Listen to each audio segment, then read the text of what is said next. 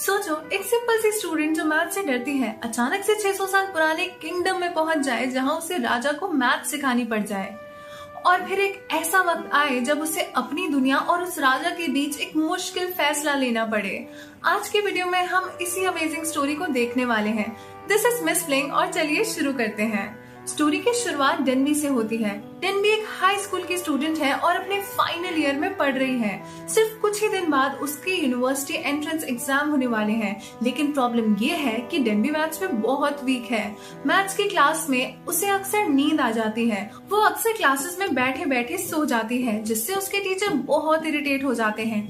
एक दिन तो टीचर इतने गुस्से में आ जाते हैं कि वो डेनबी को बोर्ड पर बुला लेते हैं, लेकिन हमेशा की तरह डेनबी से कोई भी क्वेश्चन सॉल्व नहीं होता। ये देखकर टीचर और भी गुस्सा हो जाते हैं और सबके सामने उसे डांट देते हैं। जब डेनबी घर वापस आती है तो पढ़ाई करने के बजाय वो अपना वक्त फोन चलाने और गाने सुनने में लगा देती है। उसकी माँ उसे देखकर परेशान हो जाती है। वो थोड़ी चिढ़कर कहती है कि अगर डेनबी मैथ्स के क्वेश्चंस थी उतनी ही आसानी से सॉल्व कर लेती जितनी आसानी से वो गानों के लिरिक्स याद कर लेती है तो आज तक वो जीनियस बन चुकी होती। फिर वो मजाक में कहती है कि शायद डेनबी ने मैथ्स में कमजोरी अपने पापा से ही ली है, क्योंकि वो भी मैथ्स में बहुत खराब थे और अगर डेनबी का यही हाल रहा तो कोई भी यूनिवर्सिटी उसे एक्सेप्ट नहीं करेगी। लेकिन डेनबी को सबसे ज्यादा तब गुस्सा आता है जब उसकी माँ टीवी का चैनल चेंज करके अपना फेवरेट हिस्टोरिकल ड्रामा लगा देती है, जो वो हमेशा देखती रहती है। ये देखकर डेनबी हार मान लेती है और कमरे से निकलकर अपनी बेस्ट फ्रेंड के घर चली जाती है। वहाँ उसकी फ्रेंड एक बार फिर याद दिलाती है कि ये उसका लास्ट चांस है कॉलेज में एडमिशन लेने का। अगर इस बार भी वो फेल हो गई तो उसके पास ना कोई फ्यूचर होगा और ना ही कहीं जाने की जगह। अगली सुबह डेनबी लेट उठती है। वो जल्दी जल्दी तैयार होती है और भागकर घर से निकलती है, क्योंकि एग्जाम का टाइम हो चुका होता है और वो ऑलरेडी लेट हो रही होती है। जाते वक्त उसकी माँ उसे हिम्मत देती है और कहती है कि अपना बेस्ट देना ताकि वो किसी अच्छी यूनिवर्सिटी में एडमिशन ले सके। डेनबी काफी नर्वस होती है, खासकर मैथ्स के पेपर को लेकर। फिर भी वो बस में बैठकर थोड़ा बहुत पढ़ने की कोशिश करती है, जब तक बस एग्जाम सेंटर तक नहीं पहुंच जाती। जैसे ही बस रुकती है, डेनबी तुरंत नीचे उतरती है और भागते हुए एग्जाम बिल्डिंग की तरफ दौड़ने लगती है, लेकिन जल्दी में वो अपना अम्ब्रेला बस में ही भूल जाती है। जब वो एग्जाम बिल्डिंग के पास पहुंचती है तो उस पर डर हावी होने लगता है। उसे लगता है कि वो बिल्कुल रेडी नहीं है। धीरे धीरे वो पैनिक करने लग जाती है। उसके दिमाग में एक अजीब सा ख्याल आता है, क्या पता वो यहाँ से भाग ही जाए ताकि फेल होने का सामना ही ना करना पड़े। तेज बारिश हो रही होती है। डेनबी वही बारिश में बैठ जाती है। उसका दिल धीरे धीरे और ज्यादा भारी होता जा रहा होता है। वो चुपचाप बैठी रहती है और दिल ही दिल में सोचती है, काश वो बस यहाँ से गायब हो जाए। उसके सामने जमीन पर बारिश का पानी जमा होकर एक छोटा सा गड्ढा बन गया होता है। डेनबी धीरे धीरे उस पानी के छोटे से गड्ढे के पास जाती है। जैसे ही वो उसके करीब पहुंचती है, अचानक कुछ अजीब सा होने लगता है। उसे दिखाई देता है कि वहाँ कुछ लोग अजीब तरह से पुराने कपड़े पहने हुए इकट्ठा खड़े हैं और बारिश के लिए प्रार्थना कर रहे हैं। वो लोग कह रहे होते हैं कि 3 साल से बारिश नहीं हुई और इस सूखने की वजह से लोग प्यास और भूख से मरने लगे हैं। तभी अचानक डेनबी का पैर फिसलता है और वो सीधा उस पानी के गड्ढे के अंदर गिर जाती है। वो गड्ढा इतना गहरा नहीं लग रहा होता, लेकिन फिर भी डेनबी को लगता है जैसे वो डूब रही हो, लेकिन मरने के बजाय कुछ पल बाद वो वही जगह पर दोबारा बाहर आ जाती है। बस एक फर्क होता है, अब सब कुछ अलग लग रहा होता है, जैसे वो किसी और ही दुनिया में आ गई हो। डेनबी बिल्कुल कंफ्यूज हो जाती है। वो आसपास खड़े लोगों से पूछने लगती है, ये क्या हो रहा है? क्या तुम लोग कोई हिस्टोरिकल ड्रामा शूट कर रहे हो या कुछ और? लेकिन उसकी बात सुनकर वहाँ का राजा और ज्यादा घबरा जाता है। उसे डेनबी का अजीब बर्ताव देखकर डर लगने लगता है। वो जोर से चिल्लाता है, ये लड़की कौन है? कहीं ये कोई राक्षस या भूत तो नहीं? डेनबी घबराकर जल्दी से कहती है, नहीं नहीं, मैं तो बस एक हाई स्कूल स्टूडेंट हूँ। लेकिन जिस तरह से वो ये बात बोलती है, वहाँ के लोगों को वो किसी जादुई मंत्र जैसा लगता है। इसी से उनका डर और बढ़ जाता है। अचानक सिपाही तलवारें निकालकर डेनबी को चारों तरफ से घेर लेते हैं। जब डेनबी को समझ आता है कि ये तलवारें नकली नहीं बल्कि सच में असली है, तो वो और ज्यादा घबरा जाती है। जल्दी में वो तुरंत एक बहाना बना देती है और कहती है, अब मुझे समझ आ गया कि मैं यहाँ क्यों आई हूँ। हे भगवान, कृपया बारिश भेज दो। वहाँ खड़े लोग उसकी बात को प्रार्थना समझकर उसके पीछे पीछे वही शब्द बोलने लगते हैं। लेकिन जैसे ही सब लोग अपना सर उठाकर दोबारा देखते हैं, डेनबी वहाँ से गायब हो चुकी होती है। वो भागते भागते तब तक रुकती ही नहीं जब तक वो एक ऐसी जगह तक नहीं पहुंच जाती जहां रेशमी कपड़े और पूजा के वस्त्र रखे होते हैं। वहीं पर डेनबी एक कपड़ा उठाकर मंदिर के पुजारी जैसा भेष बना लेती है। अपनी पहचान छुपाकर वो धीरे से एक सभा में घुस जाती है जहां राजा और कुछ बड़े लोग बैठकर बात कर रहे होते हैं। सभा के बीच राजा अचानक एक बड़ी बात का ऐलान करता है। वो कहता है कि अब उन्हें अंधविश्वास पर भरोसा करना बंद कर देना चाहिए। उसके बजाय उन्हें साइंस और मैथ्स का सहारा लेना चाहिए ताकि अपने राज्य की समस्याओं का हल निकाल सके।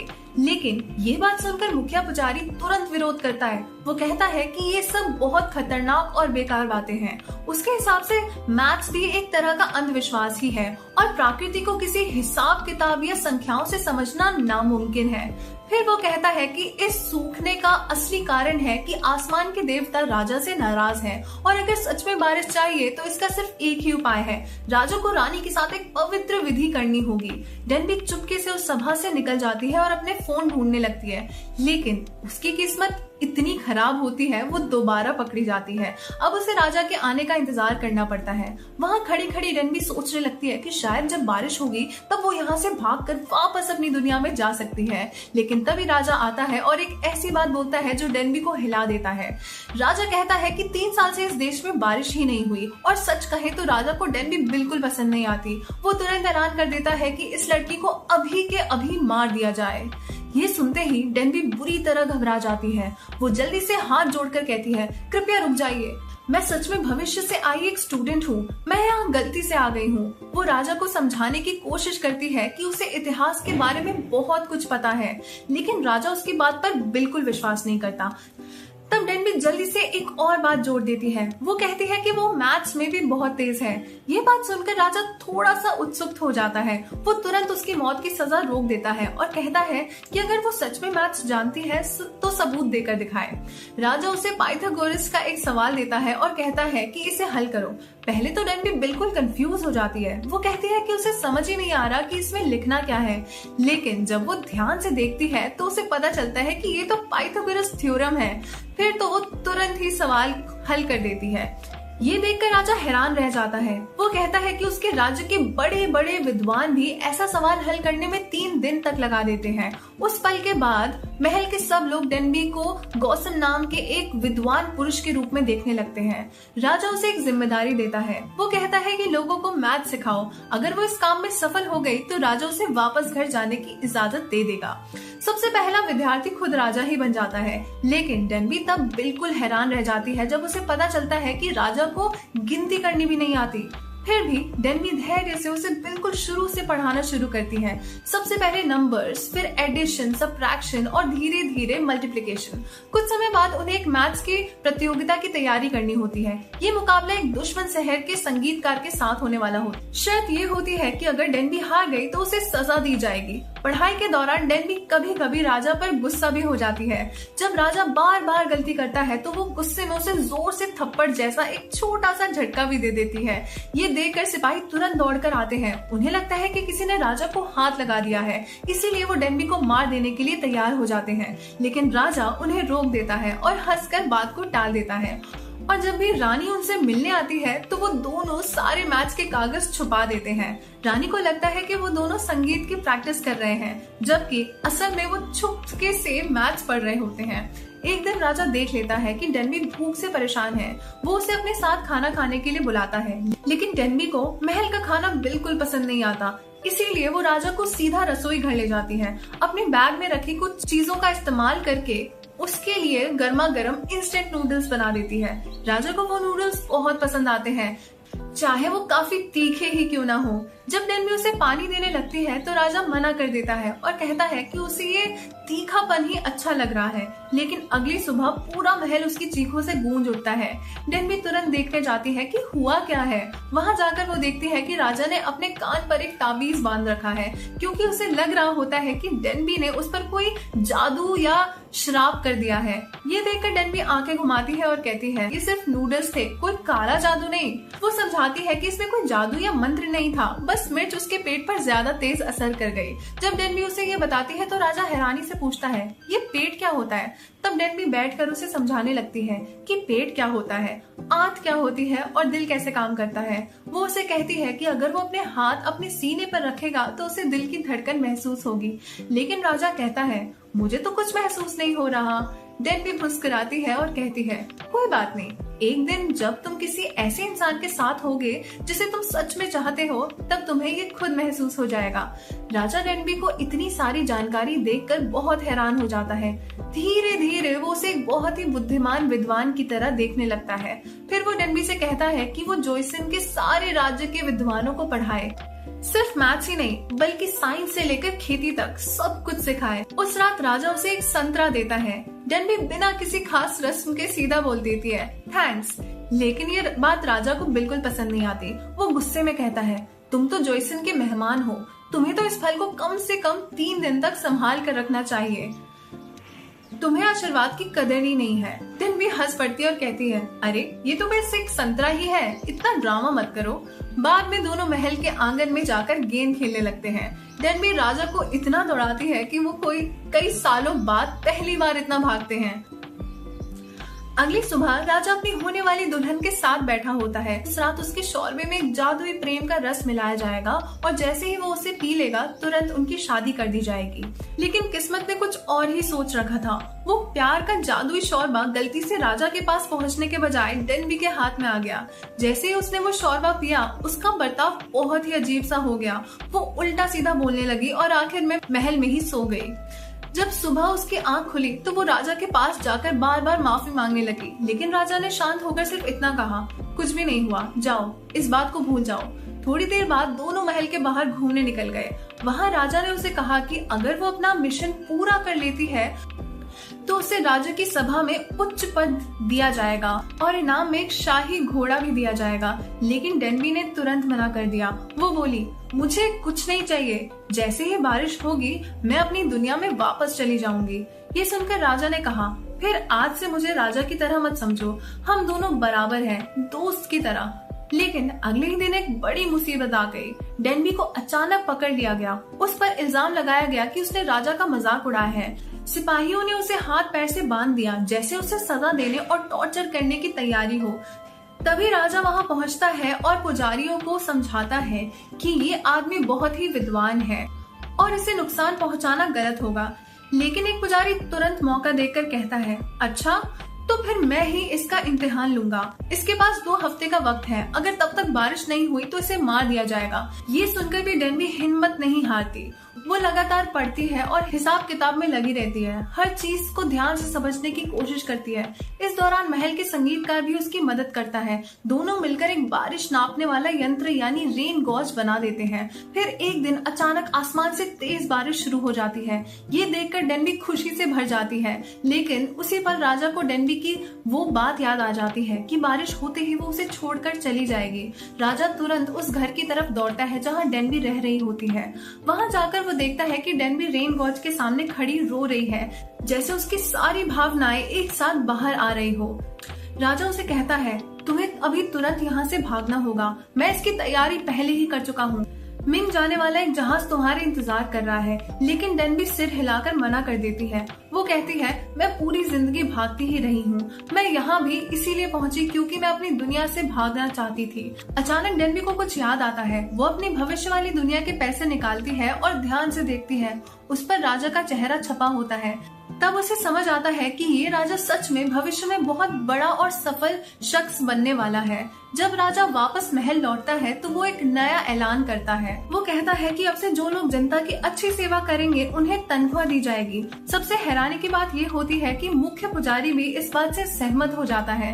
वो कहता है कि जो भी इंसान लोगों के काम आए उसे इनाम मिलना चाहिए। डेनबी चुपके राजा को सब कुछ सिखाती रहती है। वो उसे मैथ्स लिखना और सोच समझकर फैसला लेना सब सब कुछ सिखाती है बिना पुजारियों को पता चले। एक दिन जब डेनबी महल में घूम रही होती है तो वो देखती है कि रानी छुप कर खाना खा रही होती है। दरअसल महल के लोगों ने रानी को ज्यादा खाना खाने से मना कर रखा था ताकि उसका वजन ना बढ़े और उसकी सुंदरता खराब ना हो। डेनबी को उस पर दया आ जाती है। वो अपने बैग से इंस्टेंट नूडल्स का एक कप निकालकर रानी को दे देती है। रानी खुशी से उसे ले लेती है। दोनों साथ बैठकर नूडल्स खाते हैं, बातें करने लगते हैं। उस दिन के बाद से दोनों अच्छे दोस्त बन जाते हैं। कुछ दिन बाद रानी राजा के पास जाती है और कहती है कि उसे सब कुछ पता चल गया है। उसने ये बात राजा की माँ को भी बता दी है। अचानक डेनबी खुद को एक अजीब सी तैयारी के बीच पाती है। महल की दासियां उसे सजाने संवारने लगती हैं। उस पर सुंदर कपड़े पहनाए जाते हैं और मेकअप किया जाता है। डेनबी को समझ ही नहीं आता कि ये सब हो क्या रहा है। थोड़ी देर बाद उसे पता चलता है कि वो लोग उसे राजा के दोपहर के आराम के समय के लिए तैयार कर रहे हैं और इसका मतलब ये है कि वो राजा की पहली औरत बनने वाली है। जैसे ही डेनबी को ये बात समझ आती है वो घबरा जाती है। वो तुरंत वहाँ से भाग निकलती है। जैसे सब लोग पागल हो गए हों, उसे जबरदस्ती किसी चीज में ढकेल रहे हों। उन दासियों में से एक तुरंत जाकर राजा को बता देती है कि डेनबी महल की तरफ आते वक्त ही भाग गई है। राजा खुद उसे ढूंढने के लिए बाहर निकल पड़ता है। कुछ देर बाद वो डेनबी को ढूंढ लेता है, लेकिन जैसे ही वो उसके पास पहुंचता है वो उसका हाथ पकड़कर उसे जोर से एक कमरे के अंदर खींच लेता है। डेनबी जोर से चिल्लाने लगती है और कहती है, तुमने कहा था हम सिर्फ दोस्त रहेंगे, मैं सिर्फ 19 साल की हूँ। राजा हल्का सा हंस पड़ता है और कहता है, 19 साल? मतलब तुम्हें बड़े हुए कम से कम 3 साल हो चुके हैं। तुम अब बच्ची नहीं हो और वैसे भी मुझे काफी वक्त से पता है कि तुम लड़की हो, फिर भी मैंने तुम्हें हाथ तक नहीं लगाया है ना। लेकिन आज रात तुम्हें यही रुकना पड़ेगा क्योंकि सब लोग देख रहे हैं। फिक्र मत करो, मैं तुम्हें खा नहीं जाऊंगा। सच तो ये है कि मेरी माँ बहुत जिद्दी है और उसे कोई आसानी से मना नहीं सकता। अगली सुबह डेनबी महल के संगीतकार से मिलने जाती है। संगीतकार उसे पूछता है, क्या तुम्हें पक्का है कि तुम भविष्य में वापस जाना चाहती हो?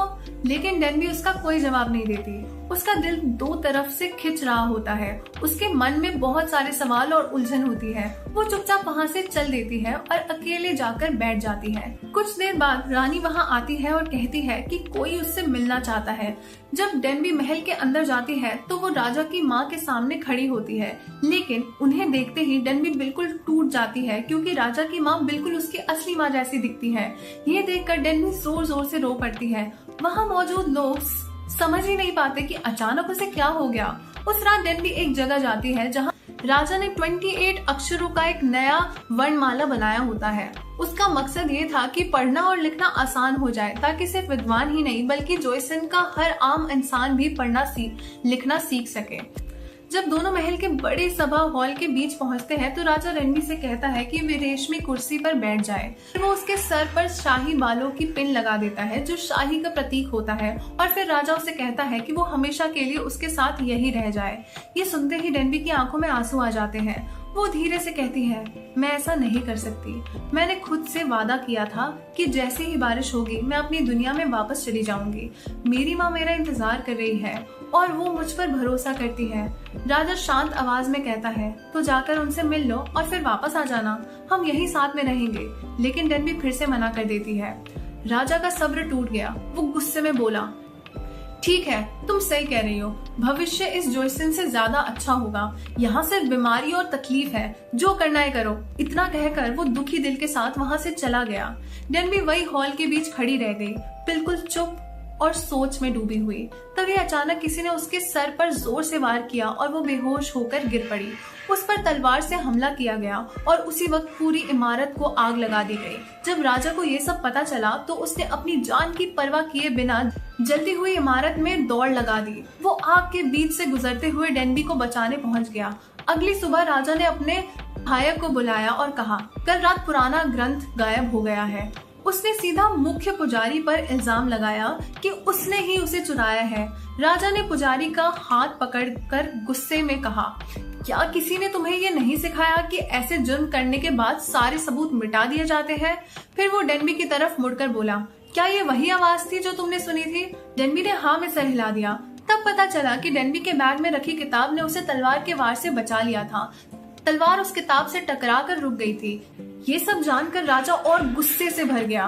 वो सीधा पुजारी के सामने जाकर बोला, तुम्हें पता था कि वो मेरे लिए कितनी जरूरी है, फिर तुमने ऐसा क्यों किया? पुजारी ने ठंडी आवाज में जवाब दिया, क्योंकि अगर ये नई भाषा फैल गई तो जवान लोग खुद सोचने लगेंगे, इससे अफरा तफरी मच जाएगी, ये राज्य बर्बाद हो जाएगा। मुझे मरने से डर नहीं लगता, मुझे उस अव्यवस्था से डर लगता है जो भविष्य को बर्बाद कर देगी। राजा ने सीधा जवाब दिया, चाहे तुम कितनी भी कोशिश कर लो, मैं ये लिखने की नई प्रणाली लोगों के लिए जरूर बनाऊंगा। मैं ऐसा इंसान बनना चाहता हूँ जो लोगों के सपने सच कर सके। हम उस भविष्य से क्यों डरे जिसे हम देख भी नहीं पाएंगे, जिसे हम जानते तक नहीं। लेकिन पुजारी पर इसका कोई असर नहीं हुआ। वो घुटनों के बल बैठ गया और बोला, कृपया मुझे मार दीजिए और इस सब को खत्म कर दीजिए। कुछ ही देर बाद आसमान धीरे धीरे ग्रे हो गया और फिर हल्की हल्की बारिश की बूंदें गिरने लगी। डेनबी समझ गई कि अब उसके जाने का वक्त आ गया है। वो महल में घूमकर अपने सब दोस्तों से आखिरी बार अलविदा कहने लगती है। राजा उसे पूछता है कि क्या वो उसे सबसे आखिरी तक छोड़ने चल सकता है। दोनों साथ साथ चलने लगते हैं जब तक वो समुद्र के किनारे तक नहीं पहुंच जाते। वहां पहुंचकर डेनबी इसी छोटे से तालाब के पास जाती है जिसमें वो पहले गिर चुकी थी। वो धीरे से उसके अंदर कदम रखती है और फिर खुद को दोबारा उस पानी में डूबने देती है, बिल्कुल वैसे ही जैसे पहली बार हुआ था। कुछ पल बाद वो दोबारा पानी से बाहर निकलती है, लेकिन इस बार अपनी ही दुनिया में। वो जल्दी से इधर उधर देखती है और हैरान रह जाती है। उसे समझ आता है कि यहाँ सिर्फ कुछ ही सेकंड गुजरे हैं, मतलब अभी भी एग्जाम देने का वक्त बचा हुआ है। डेनबी तुरंत पूरी ताकत से एग्जाम हॉल की तरफ भागने लगती है। जब वो वहाँ पहुँचती है तो देखती है कि उसका टीचर दरवाजे पर खड़ा है और एंट्रेंस एग्जाम अभी अभी शुरू हुआ है। वो जल्दी से अंदर जाकर अपनी सीट पर बैठ जाती है और पेपर देने लगती है। उस दिन शाम को जब वो घर वापस आती है तो देखती है कि उसकी माँ उसका इंतजार कर रही है। डेनबी तुरंत दौड़कर अपनी माँ को गले लगा लेती है, जैसे वो उन्हें बहुत दिनों बाद मिली हो। अब डेनबी पहले जैसी नहीं रही थी। उसका बर्ताव, उसकी सोच, सब कुछ बदल चुका था। उस सफर के बाद उसने अपने आसपास के लोगों और चीजों की असली कीमत समझ ली थी। कुछ महीने बीत जाते हैं। एक दिन जब डेनबी स्कूल से बाहर निकल रही होती है तब अचानक आसमान में बादल छा जाते हैं और बारिश शुरू हो जाती है। तभी अचानक कोई उसके सर के ऊपर छाता पकड़ लेता है। डेनबी ऊपर देखती है और एक चेहरा देखकर बिल्कुल रुक जाती है। वो चेहरा बिल्कुल जोइसन के राजा जैसा लग रहा होता है, लेकिन वो आदमी बस हल्की सी मुस्कान के साथ कहता है, हम बहुत पहले बस में मिले थे, तुमने अपना छाता वहां छोड़ दिया था। और यहीं पर कहानी खत्म हो जाती है। अगर आप यहाँ तक कहानी देख चुके हो तो हमें कमेंट्स में जरूर बताना कि आपको ये स्टोरी कैसी लगी।